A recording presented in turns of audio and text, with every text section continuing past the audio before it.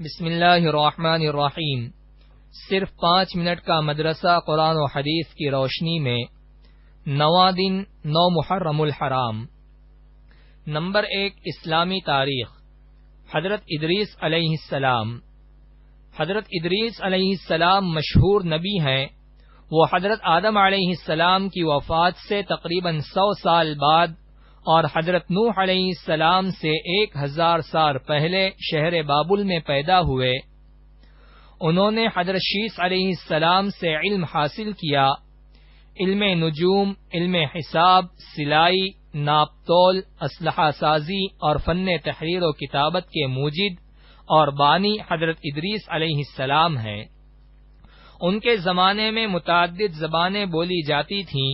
اللہ تعالی نے ان کو ساری زبانیں سکھائیں، چنانچہ وہ لوگوں سے انہی کی زبان میں بات چیت کیا کرتے تھے۔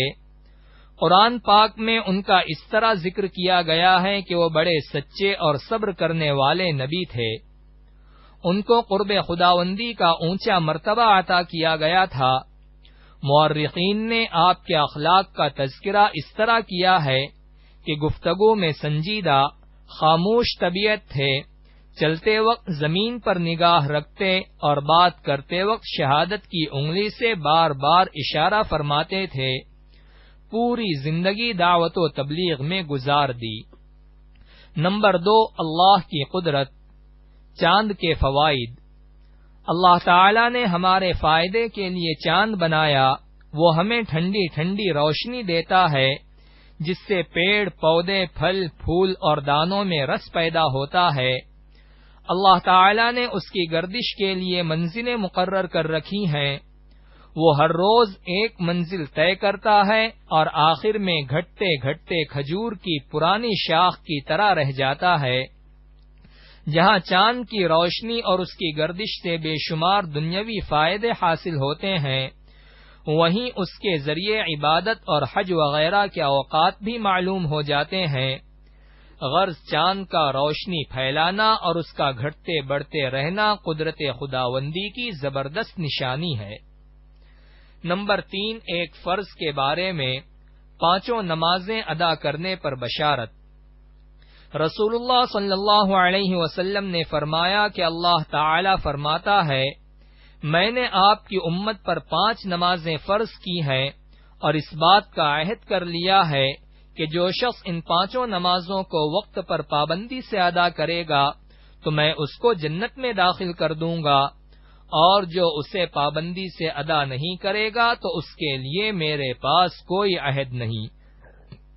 نمبر 4، ایک سنت کے بارے میں گردن کا مسح کرنا۔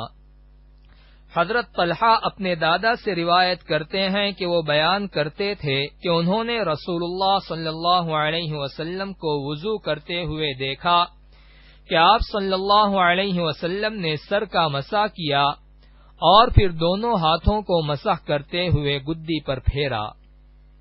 نمبر 5، ایک اہم عمل کی فضیلت۔ ماہ محرم میں روزے کا ثواب۔ رسول اللہ صلی اللہ علیہ وسلم نے فرمایا، جس نے ماہ محرم میں 1 دن کا روزہ رکھا تو اس کو ہر روزے کے بدلے 30 دن کے روزے کا ثواب ملے گا۔ نمبر 6، ایک گناہ کے بارے میں شراب پینا۔ حضرت ابن عمر رضی اللہ عنہما نے فرمایا، اگر کوئی شخص شراب پی کر نشے کی حالت میں مر گیا تو گویا کہ وہ کافر مرا۔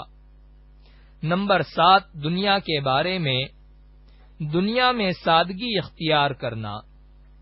رسول اللہ صلی اللہ علیہ وسلم نے فرمایا، اے عائشہ، اگر تم قیامت کے دن مجھ سے ملنا چاہتی ہو تو بس تمہارے لیے اتنا ہی مال کافی ہے جتنا ایک مسافر کے پاس ہوتا ہے، اور اپنے آپ کو مالداروں کی صحبت سے بچائے رکھنا اور پرانے پھٹے ہوئے کپڑے کو پیون لگا کر استعمال کرتی رہنا۔ نمبر 8، آخرت کے بارے میں جنت کے پھل۔ قرآن میں اللہ تعالی فرماتا ہے، جنت میں لوگوں کی یہ حالت ہوگی کہ ان پر جنت کے درختوں کے سائے جھکے ہوئے ہوں گے اور جنت کے پھل ان کے اختیار میں دے دیے جائیں گے، یعنی جہاں سے جو پھل چاہیں گے کھائیں گے۔ نمبر 9 طب نبوی سے علاج، نماز میں شفا۔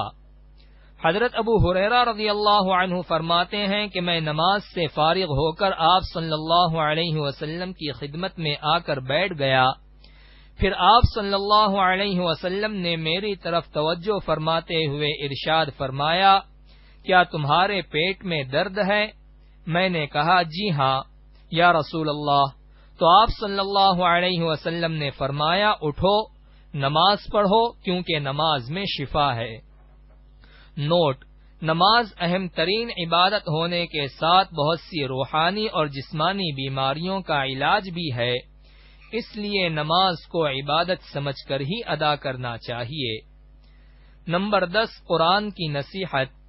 قرآن میں اللہ تعالی فرماتا ہے، تم ان لوگوں کی طرح مت ہو جانا جو آپس میں ایک دوسرے سے جدا ہو گئے اور اختلاف کرنے لگے جبکہ ان کے پاس صاف صاف دلائل آ چکے تھے، ایسے ہی لوگوں کے لیے بڑا عذاب ہوگا۔